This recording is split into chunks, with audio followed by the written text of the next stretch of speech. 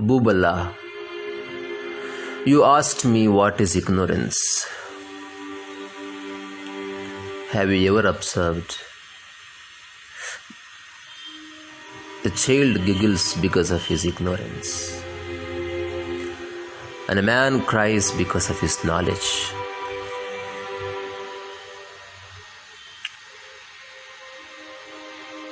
Child, whatsoever he looks at, it is new to him.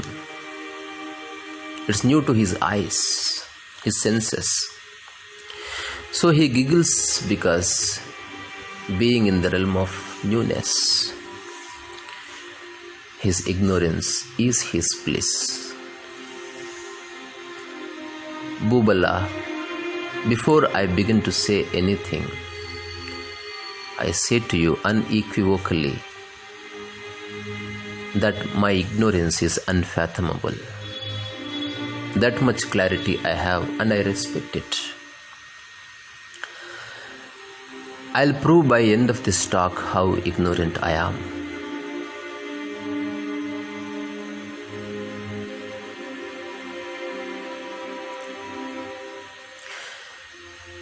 I don't belong to that category who negates the ignorance and advocates the significance of the knowledge. I advocate to accept both the aspects of life.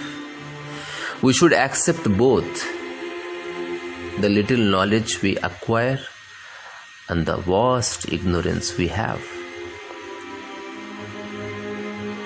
If someone claims his knowledge as far as his music is concerned, he also should claim his ignorance towards other avenues like painting, martial arts, science, and this and that. If he is proud of his knowledge, he should be also proud of his ignorance.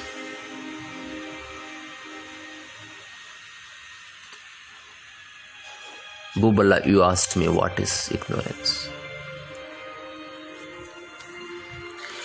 From where this question has arisen?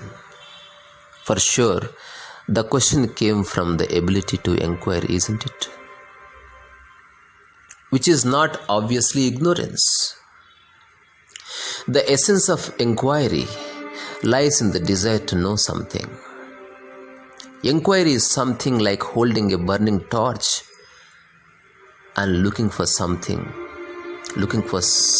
searching for something in the darkness. It is a pure act of fumbling.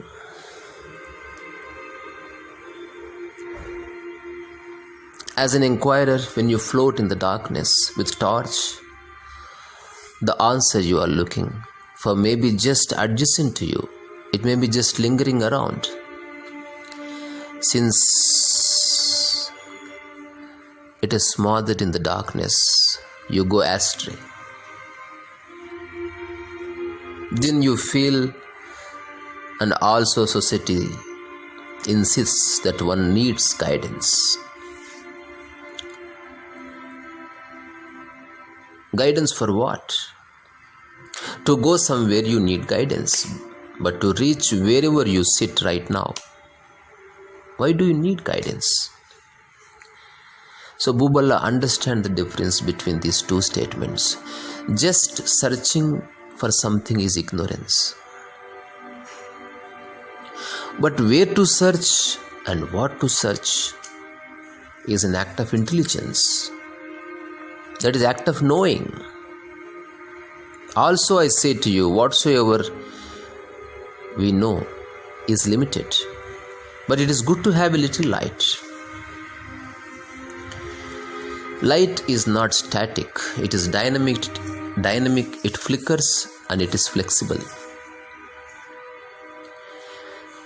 Knowledge should be like that. One's knowledge has to be flexible. He should be ready to alter his knowledge anytime. It should be like water.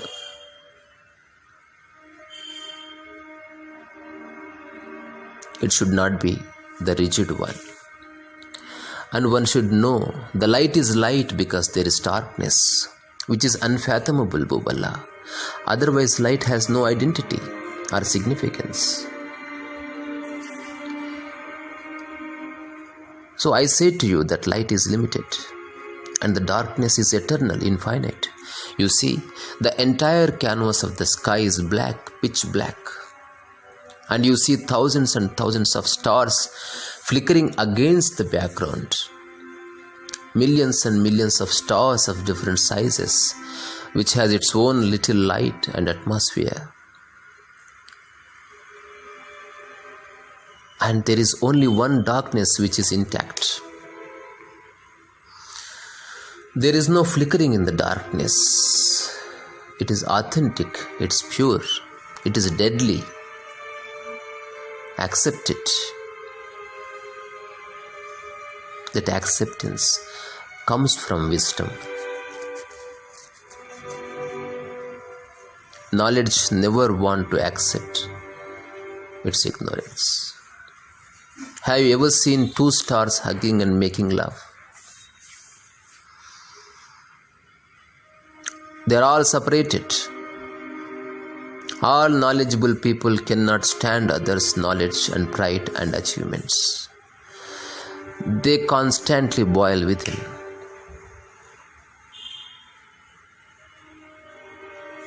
Knowledge separates, where ignorance unites.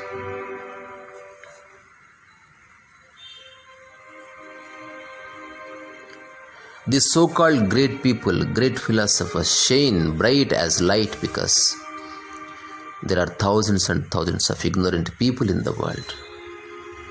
These people should be thankful to them. That's why these people, these philosophers, these Buddhas emerge in the world to change the lives of the ignorant. Just imagine a kingdom of Buddhas where all have the clarity, wisdom, peace, tranquility and creativity. The very knowing and knowledge and so-called wisdom just becomes irrelevant. Imagine a scene, everyone is a Buddha. Just imagine what Buddha will do. No scope for guiding, helping, advising, discourse, mantras, chanting. No one listens to no one. He just dies. The kingdom of Buddhas will be nothing but the kingdom of boredom.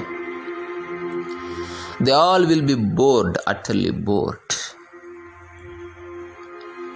So Buddha to shine, he needs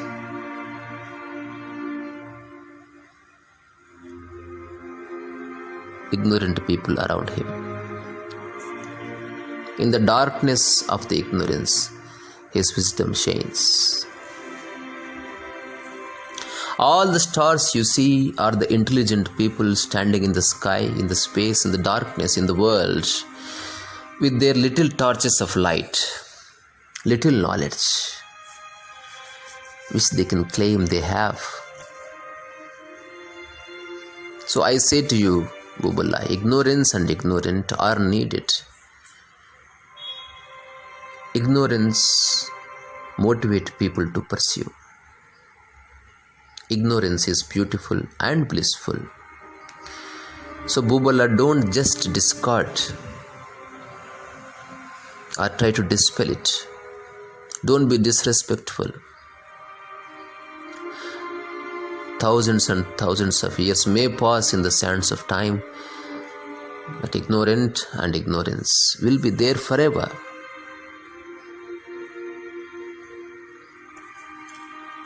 Ignorance is like the darkness, the only authentic and crude reality of the existence. Few may have the knowledge, but all have ignorance. Recognize it. Respect it. Ignorance has to be treated with tremendous respect and dignity. No one should want to live in the darkness. Some light is required. Some knowledge is required. To see, to understand. There actually emerges the art of inquiry, the act of inquiry, the seeking, the questioning. They all come into being because they want to know the light, the knowledge. A person who doesn't inquire, he is 100% ignorant. He is 100% happy, 100% blissful.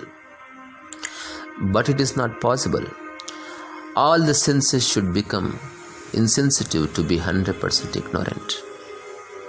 That never happens. Everyone has to gather some dust to survive, some light to see. Bubala, there was an 18th century poet called Thomas Gray. In his ode on a distant prospect of Eton College, he coined this phrase, ignorance is bliss. It is possibly one of the most misconstrued and wrongly interpreted phrases in the English literature so far. I say to you, he is right. Not in a poetic way. Not that phrase is beautiful and well articulated. Rather, it is sounding good. No. I am speaking from my own understanding. You may agree or disagree. It doesn't matter. I don't need a support system to lean. Now I say to you, I too have inquired into the aspect of life to understand the essence. I understood. I lit my own torch. Now I am living in my own light.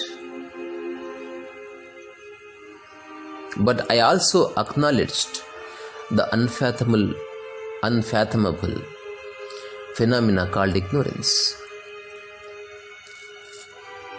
I have realized that my understanding is too limited and it only confines to me.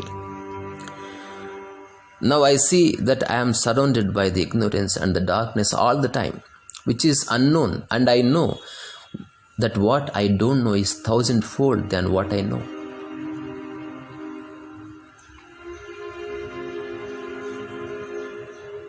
Bubala, I am blissful because I acknowledged and accepted my ignorance, which is vast.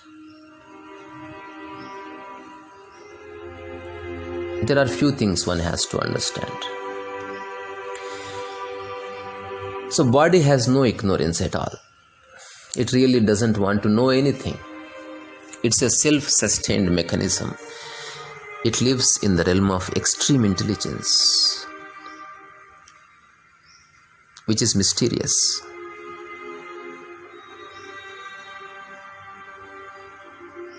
Ignorance is of the mind. Mind has doubts, body has no doubts.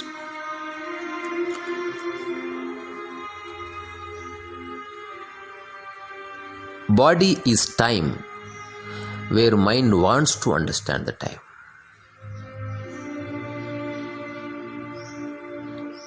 Hence, mind wants to go to a guru, so it carries the body. That's why body is so reluctant. You just go and see in the ashrams. People try to sit and meditate, but the body doesn't want to meditate.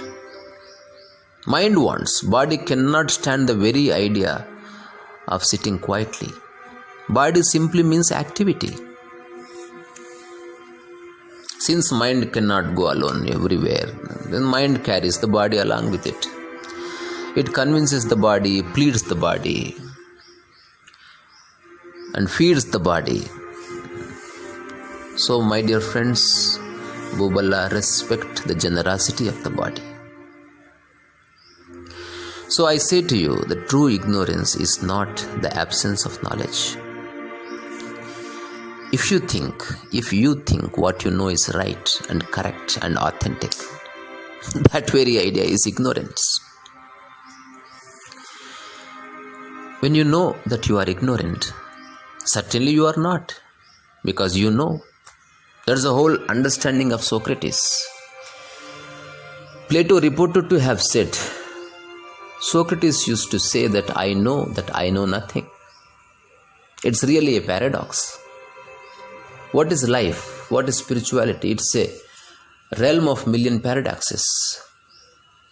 I can write 1,000 pages about it. According to Socrates, a wise man who has little knowledge shows off and fancies as if he knows something. Where I don't fancy, Socrates is saying, so where I don't fancy that I know nothing. It is apparent that I am more wiser than the other who thinks that he is wise, which he is not. My God, so complex, isn't it? Why these philosophers make everything so complicated and complex? Bubala, let's leave the Socrates behind and the glorious past of him. Now I feel like bullshitting. So bear with me for this stupid example, which is also a paradox.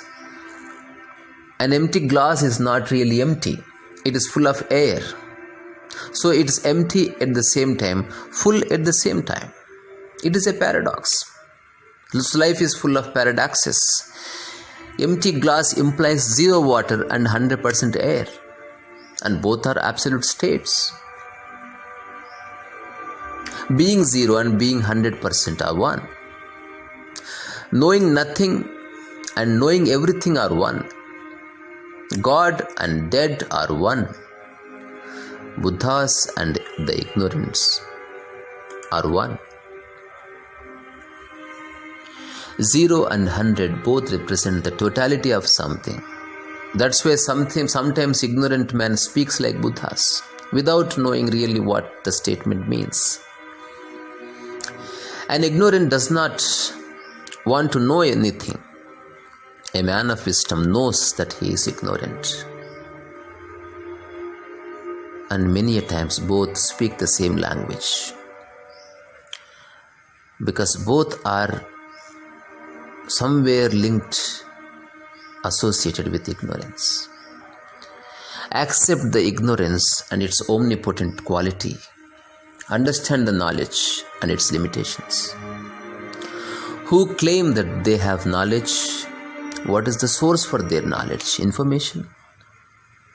Many people don't know the difference between information, knowledge and wisdom. Let me give you an example, Bubala. I am giving you 3 statements. The first is, Taj Mahal is in Agra. Someone said to me, so I am saying it to you. That is information.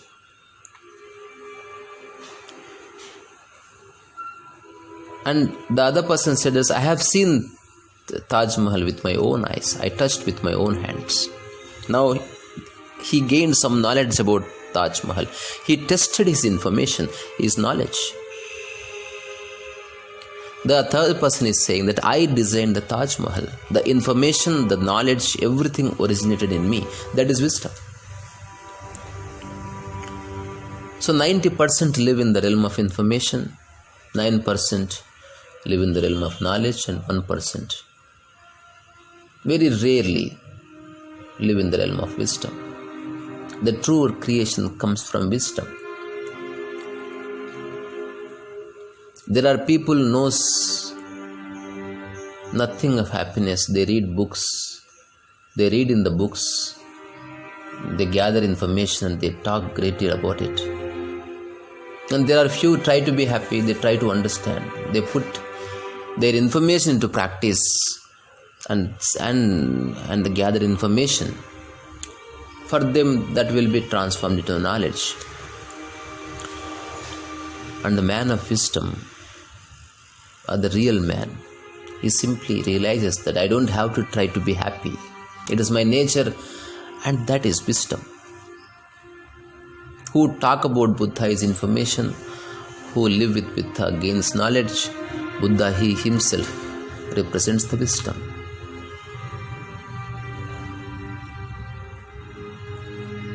The true information and knowledge originates within. Wisdom can be the source of information and knowledge, but it is not vice versa.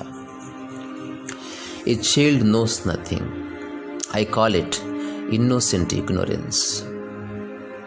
A knowledgeable man thinks that he knows something for sure. That is sheer ignorance. And what I know is really nothing. There is so much I don't know. This I call the wisdom ignorance. Everyone on the planet Earth have ignorance, Bubala. One doesn't accept because of his ego and he tries to be perfect. But the other one accepts with humility. He accepts his ignorance. It's a kind of liberation. And who ready to enjoy the unpredictable? Who knows that there is no such thing called perfection? He steps into the realm of wisdom with grace. Bubala, ignorance is beautiful. It becomes bliss when you accept that you know something and also accept the unfathomable ignorance which is wisdom. Truly ignorant man and the man of wisdom doesn't live in dilemma and limbo. Ignorance means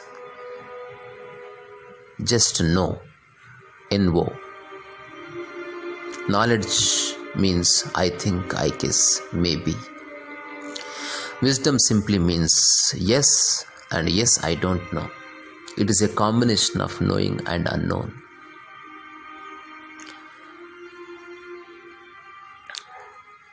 Ignorant say, no, I don't know.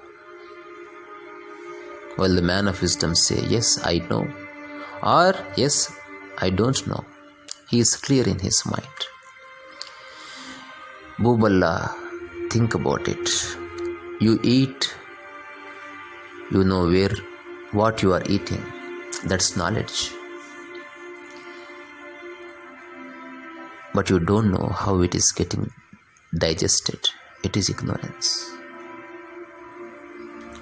You work whole day, you know what is happening around you. It is knowledge.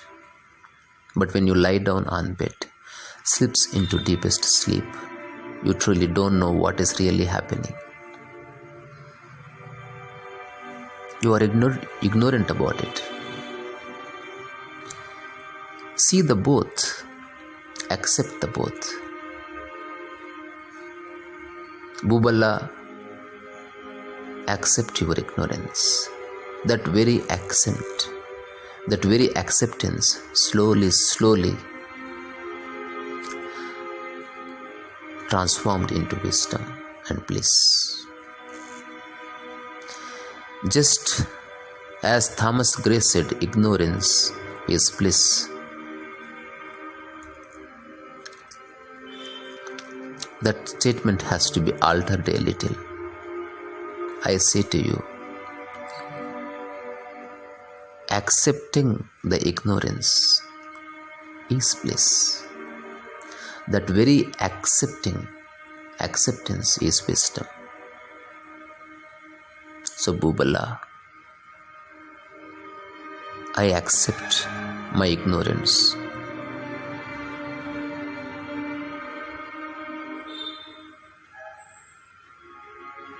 And I am blissful.